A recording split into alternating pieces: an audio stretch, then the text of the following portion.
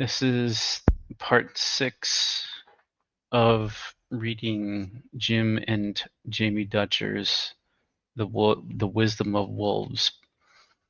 At the end of part 5, I might have misspoke by saying it was the end of chapter 5 when it was really the end of chapter 4. But now we're on to chapter 5.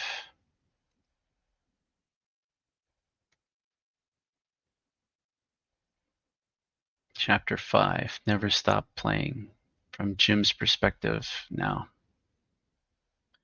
By mid-November, the bright orange and gold of autumn had long vanished from the Sawtooth Valley mountains. Sawtooth Valley. Mountain chickadees flickered among the bare red willow branches, looking for the last of the insects. A thin film of ice had begun to form along the edges of the creeks and on the surface of the riparian pond next to our camp. The past several days had been uncannily still, as though all of nature was waiting for the inevitable arrival of winter. The wolves had been preparing for it too. Close to their skin, a thick, woolly undercoat had developed to keep them insulated and warm. Longer guard hairs on top of that would keep the wind and snow at bay. Their heavier coats made them look much larger than they did in summer, and their individual markings became much more distinctive and dramatic. I always preferred to film them in cold weather when they looked their most wolfish, quote unquote. Clouds began to swallow up the peaks of the Sawtooth Mountains, intensifying the feeling of stillness. At last, huge, wet flakes tumbled out of the sky. In a matter of minutes, snow was coating the straw-colored grass and boughs of the spruce trees. From the mountains to the valley floor, everything turned white. From the looks of it, the wolves of the Sawtooth Pack had been eagerly anticipating this moment for months. First I saw Lakota dashing out of the forest, with Mataki in hot pursuit, nipping at his heels. Then came Comets, bounding into the clearing, snapping at the falling flakes, and rolling ecstatically in the first snow of the long Idaho winter. Lakota turned his face to his brother Comets, turned to face his brother Comets. With a bounce he bowed his head to the ground, forelegs splayed wide and hind end pointed high. It was the classic play bow, an open invitation to have some fun. Comets was already gripped by the spirit and didn't need to be asked. He lunged at Lakota and the two took off in a tear, sprinting a full circle around the clearing before returning to roll in the snow with their packmates. As a filmmaker, I was also having a wonderful time. The wolves were ignoring my presence and were completely focused on each other in the moment, or so I thought. I was intently trying to film their behavior while keeping my camera dry with a raincoat, peering through my lens and carefully adjusting the focus on Lakota and Mataki as they raced through the falling snow. I failed to notice the comets creeping in from the side. I was totally unaware of his presence until I felt the first tug, and by then it was too late. Instinctively, I grabbed the tripod to keep the camera from toppling over, but I was unable to save the raincoat. Immediately, it became the object of a game as each wolf tried to snatch it away from Comets. Lakota closed in and grabbed hold of one of the sleeves. The jacket seams held tough for a surprisingly long time, a testament to the quality construction, I thought. But these are animals who can dismember an elk carcass in a matter of minutes. It was a twofold loss. Not only did Comet steal a very nice rain jacket, but he also ruined a wonderful filming opportunity. Of course, he didn't know what had made this scene so extraordinary to a filmmaker's eye, with the diffused light so beautiful and everything looking like a fairyland with enormous flakes swirling about. Meanwhile, all I knew at that moment was that the wolves were tearing a man-made object to shreds, not at all the wild behavior I wanted in a wildlife film, but they were certainly having a great time. The wolves were youngsters that autumn, before we added Matsi, Amani, and Matomo to the pack, but even as they grew older, they never failed to greet a snowfall with pure joy. Nor did they lose the mischievous streak that cost me more than one personal item over the course of the 6-year project. No matter how old wolves get, they never stop playing. Of course, no time in a wolf's life is more devoted to play than puppyhood, and at no other time is play more critical. We raised all the sawtooth pups by hand, and like a mother wolf using her tongue to clean them, we would stroke them with warm, damp rags as they ate. Often we found ourselves in the middle of a tug of war over the rags, especially with Wahats and Waiken, the brother and sister duo from the third litter. Those two were always full of mischief and loved to take and our attempts to clean them up as a chance to play. With all the ferocity of adult wolves, these two pups would bite on to a wash towel, growling and shaking it as if they were bringing down a bull moose. They were they were they were so adorably feisty that we were tempted to be drawn into their playtime and roughhouse with them as if they were dog puppies, but that would have been against the standards I had established at the beginning. We wanted these wolf pups to accept us as a trusted presence in their lives, but we didn't want them to look upon us as playmates.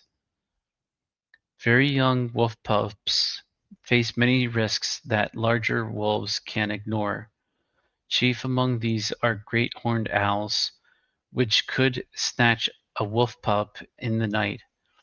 For their safety, Wahats, Waikin, and Chimuk, like the older wolves before them, spent their earliest days at our home in Ketchum, an hour's drive south of Wolf Camp. By mid-June, we began taking them with us on our trips to camp to introduce them slowly to their new extended family. We configured a small pen to fit in the back of our van so the pups could stay together for the trip north. Domestic dog puppies are known for their innate enthusiasm for car rides, but I had learned with the previous litters that 5-week-old wolf pups were not the same. When I drove, Jamie had the job of sitting in the back with the pups, while Hatswaiken and Chumuk were the first litter we had raised together, and I warned her, based on my earlier experiences, that the three pups might be affected by the motion of the van. But I'm not sure Jamie took me seriously. We were barely out of the driveway when Jamie gasped. Waiken started to vomit, then Chumuk and Wahats, one by one, like exploding bottles in a bootleg brewery. After 20 minutes of driving, the road began twisting its way over Galena Summit in a series of hairpin turns. We had barely begun to climb when I heard Jamie exclaim again from the back. I knew from experience what was happening. No sooner would one pup finish than the next one would begin, and when they all had taken a turn, the first one started again. I should mention that we had been feeding them a mixture of raw chicken and special puppy formula. The mixture was enough to make one gag the first time around, reappearing in a homogenized state and flowing across the newspaper-lined floor like of the pen. It was a bit more than Jamie could take. From the front of the van, I could hear the pups snarling playfully as they tore up the newspaper and spread the mess around. Jamie uttered a few phrases not appropriate for this book. Yeah, I'll bet. Whenever she reached into their pen with a handful of fresh newspaper, Wahatswaiken and Chema grabbed it and tore it to shreds. It just having a marvelous time. When we arrived at camp, the pups were perfectly happy and ready to play some more. Jamie walked wordlessly to our tent and disappeared for an hour. Wahats and Waikin were inseparable playmates, and as they got older, they developed a little comedy routine that they'd perform every time we fed them. Wolves are gorgers. When they get food, they'll eat as much as they can because they can't be sure when the next meal is coming. It is especially visible when pups eat. Their bellies inflate like basketballs and they stumble around in a daze of contentment. So toward the end of every meal, when the food was nearly gone, Waikin would be blown up like a stick, but she was not content simply to fill her belly to near bursting. She began collecting chunks of meat and carrying them off to the willows to hide them. In her greed, she kept trying to carry more than she could possibly hold in her jaws.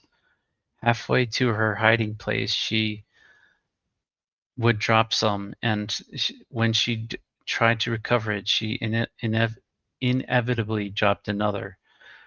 I used to call her the laundry lady, quote unquote, for the way she waddled toward the willows, dropping things as she went. Wahatz, as always, watched her sister intently. He had learned about his sister's tricks early in life, and he knew that if he sat back and waited, Waikin would amass a bountiful supply of leftovers for him. He would shift his gaze between his sister and the rest of the pack, lest one of the others catch on and spoil his fun. Every time Waikin returned to the carcass for another load, Wahatz would step away with an air of nonchalance, only to return a few minutes later looking as though he'd just been for a casual stroll. When Waikin would spend the next hour scouring the willows, trying to figure out where her food went, the siblings played out this scenario time and time again, and Waikin never did catch on, though there were times I could have sworn she must have known and that this was all just a big game between the two of them. Wahatz and Waikin were especially fond of jaw sparring, in which one wolf tries to clamp down on the snout of the other. It's fun for them, but it's also a subtle way of asserting dominance. In this case, play has a serious side. By the time they're juveniles, uh, pups have sorted out their social structure, mostly by playing with each other. As young wolves are building pack bonds and working out their pup hierarchy, they're also developing the skills they'll need to survive and become contributing members of the pack. Most of the play we witnessed involved a lot of running around, and that's hardly an accident. There's an old Russian proverb that goes, quote, "The wolf is kept fed by its feet," end quote. The ability to chase after prey, sometimes for several miles, is the most critical survival skill a wolf possesses. Wolves, especially young ones, appeared to run just for the pure joy of it. The sawtooth pack could spend hours chasing each other back and forth through the trees in a lively game of tag. There's an evolutionary advantage to this childhood behavior. Are building speed and stamina, but it always just seemed like they were having fun. If tag was their favorite game, keep away was a close second.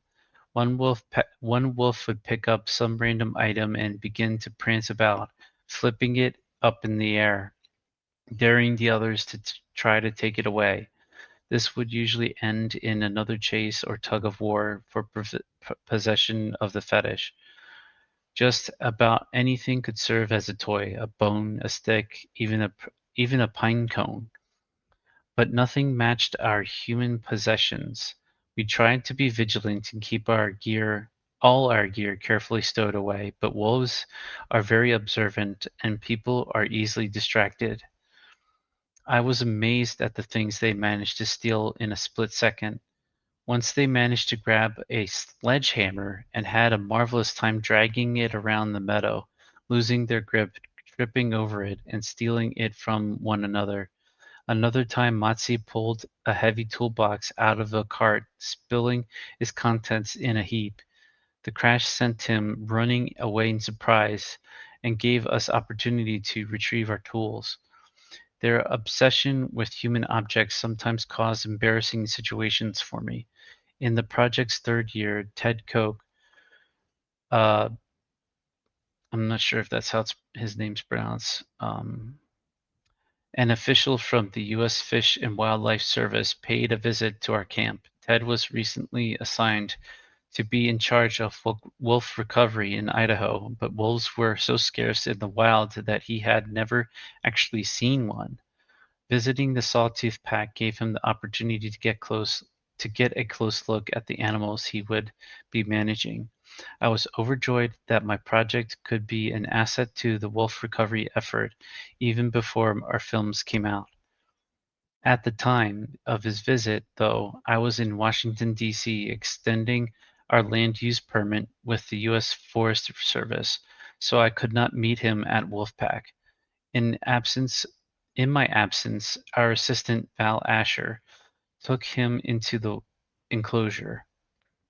As the story goes, she did advise him not to put any of his gear on the ground. Ted had brought a small 35 millimeter camera as well as a video camcorder.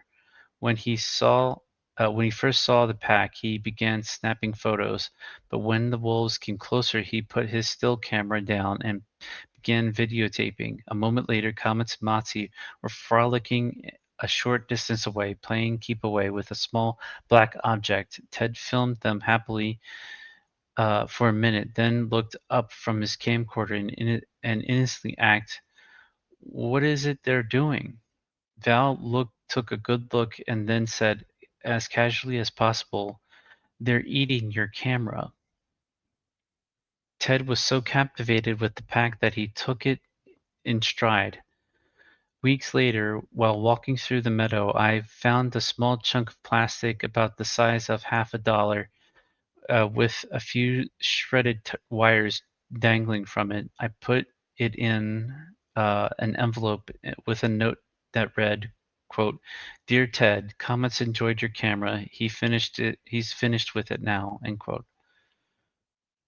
As the wolves of the Sawtooth Pack grew from pups to adults to older wolves, their appetite for play never diminished. In fact, I'm sure that, just like pups, adult wolves play for the sheer joy of it. But there's a lot going on in a little game of tag. For animals that live and hunt as a group, a solid foundation of trust and cooperation is critical. A wolf pack succeeds or fails as one. Through play, adult wolves stay in tune with one another. After a good chase or a tussle over a bone, wolves have a better sense of one another's physicality, strengths, and weaknesses. It isn't that much different from a football team running practice plays. The more they move together, the better executed their plays become. Plus, wolves have a great time of doing it, which builds camaraderie and reinforces their pack bonds. There's another side to play that's harder to define. It's something Jamie and I come to understand as we observed the Sawtooth Pack. A wolf pack is indeed a family, but it's also a hierarchy. We saw the wolves use play as an opportunity to put that hierarchy aside, if only for a short while. Lakota, the pack alpha, not alpha, the pack omega was most often the one who instigated play. As the omega, he often had to endure dominance displays from the rest of the pack, but he was also a bit like a court jester. It stands to reason that the lowest wolf in the hierarchy would want to keep things light and relaxed. So if the social relations got tense, Lakota would be the first one to bow his head, wag his tail, and say, "Let's play." I remember a moment when the wolves weren't doing much of anything interesting and I was simply watching them, as I often did, hoping for a bit of behavior that would make a good filming opportunity. All of a sudden, Lakota walked over to his brother Kamatz and crouched into the characteristic play bow. It was as though Kamatz had been waiting for a trigger. He sprang to his feet and darted after Lakota, snapping playfully. Soon they were coursing through the meadow, Lakota only inches ahead of Kamats's jaws. Lakota had had his share of other wolves snapping at him, but this time it was clear from his posture that he understood this was not aggression. Lakota zigzagged through the grass with his mouth agape, his lips pulled back in a wolf's smile, that unmistakable expression of joy that we humans seem to understand instinctively. Several times he nearly allowed himself to be caught, only to leap just a hair ahead of Comets. Eventually Comets did catch him, or maybe Lakota let himself be caught. He flipped over onto his back in surrender while the alpha snarled and snapped in mock ferocity. Then Lakota gently licked Comets' muzzle, the wolf equivalent of saying uncle, and the game was over. In this case, Lakota and Comets played their roles in accordance with the pack hierarchy, but after observing them uh, do this over and over, I began to see that it wasn't so simple. Not long after I had observed this interaction, I again watched the pair racing through the meadow.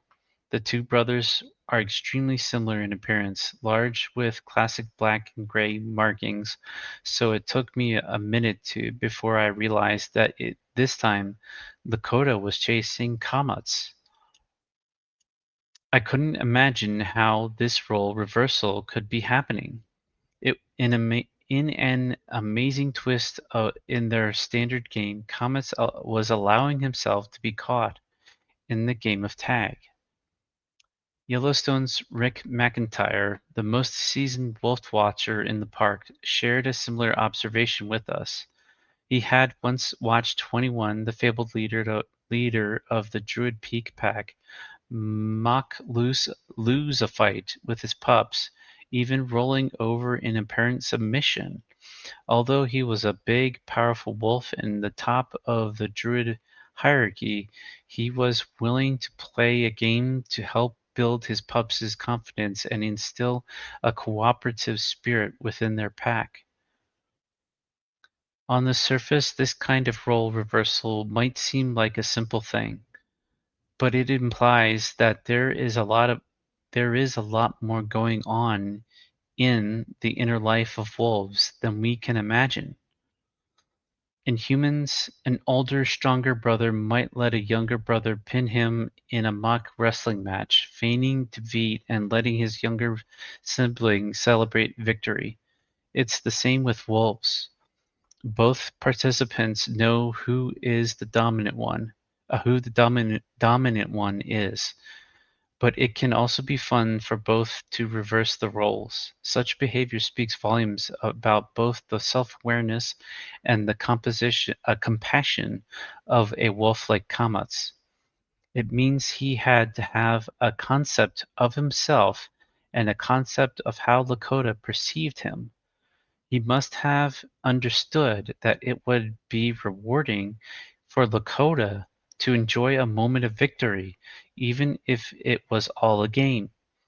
It was important to Kamatz that Lakota knew he belonged to the pack as much as any mid-ranking wolf. Watching the two of them play like this, I understood how much these wolves really cared for each other. Knowing that a wolf has a self-concept and a concept of the other wolves in the pack is fascinating enough, but beyond that, I wonder if wolves understand their place in the larger world too. Wolves don't limit their choice of playmates to other wolves. The Sawtooth Pack shared their territory with us, with various rodents, with songbirds, with one other constant avian companion, the ravens. Biologists have written a great deal about the relationship between wolves and these extremely clever birds. Ravens know to follow wolves on the hunt because they will likely be rewarded with scraps after the wolves have finished eating. It has been reported that ravens return the favor, guiding opportunistic wolves into animal carcasses and thus an easy meal. Because ravens have a bird's eye advantage for spotting prey on the ground, wolves have learned to look to ravens to guide them to a meal. By way of reciprocating, wolves tear through tough hides that birds cannot penetrate. Both reap both reap the reward of a team effort. Both reap the reward of a team effort. However, the two species seem to share a camaraderie that goes beyond mutual benefit. We often saw ravens hanging out near the wolves, even when no food was to be had. Both species are highly intelligent, social, and communicative. Really, they have quite a bit in common. And yet the ravens did not share any of this spirit of camaraderie with us. Wolves had passed the test eons ago, but people, it seemed, were not worthy of the ravens' trust. Hmm, interesting. They were skittish and never let Jamie or me get close to them, but at least we were allowed to observe at a distance the bizarre relationship that developed between the Sawtooth Pack and the resident ravens. Sometimes when we were feeding the pack, the ravens would gather nearby and keep a close eye out for any stray morsels. Every so often a bold individual would dart in, and one of the wolves would turn and snap furiously at the bird, perhaps removing a tail feather, but not but never inflicting any real damage. I think it was mostly for show. The wolves' attitude seemed to be, "We're predators. We have to try to catch you, and you have to fly away." The ravens at Wolf Camp actually seemed to enjoy flirting with disaster, making a game out of seeing just how close they could get to a wolf and still escape. I believe wolves knew it was a game too and enjoyed it just as much as the birds did. One day Amani was snoozing in the grass when a raven landed just a few feet away and began bobbing and strutting back and forth. There was no food in sight. This was purely a social call. At first Amani showed little interest, so the raven began taunting him with caws and cackles, even pulling the sleeping wolf's tail. Amani's ears perked up and he slowly shifted his weight, trying to maintain the illusion of relaxation while subtly positioning himself to move. Suddenly he pounced and the bird leaped backward, flapping wildly. Amani twisted his neck this way and that, snapping and missing. The raven sailed up about 10 feet and then glided back to earth a short distance away. No sooner had he landed than he began to cackle and hop about.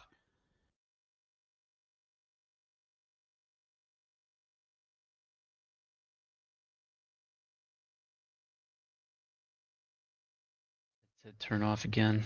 Sad trombone. Again Amani feigned disinterest, and again the bird came closer. Once more the wolf pounced just a feather's width off the mark. This game went on for almost 20 minutes before Amani finally stood up, bored, gave a shake, and walked away while the bird cawed after him. Yeah, that cawing bird.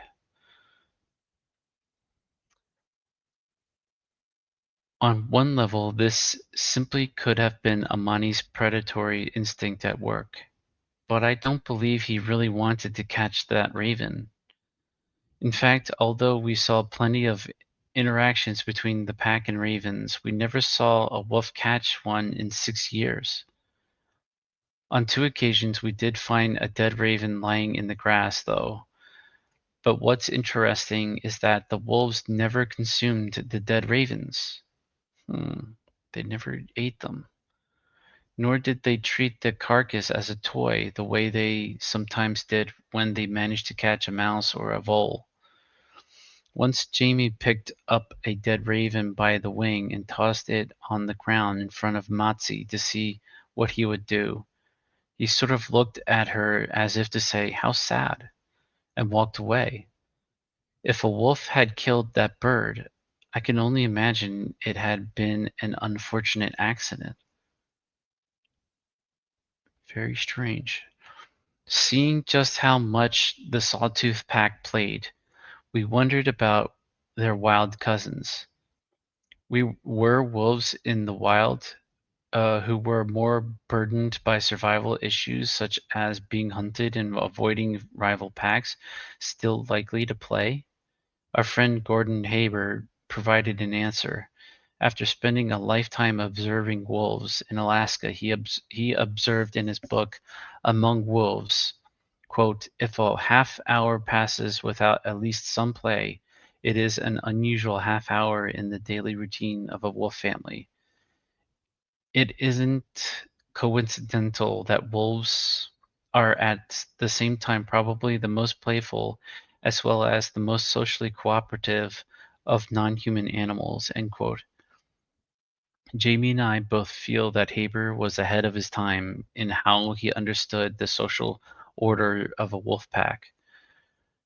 Where other biologists and saw a family group of hunters, Gordon saw a shared culture and the passing information over generations.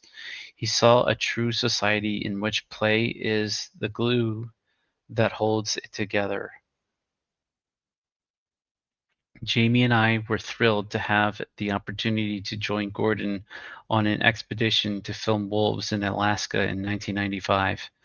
The first surprise was the Alaskan weather. We arrived in a place called Delta Junction, about 100 miles southeast of Fairbanks.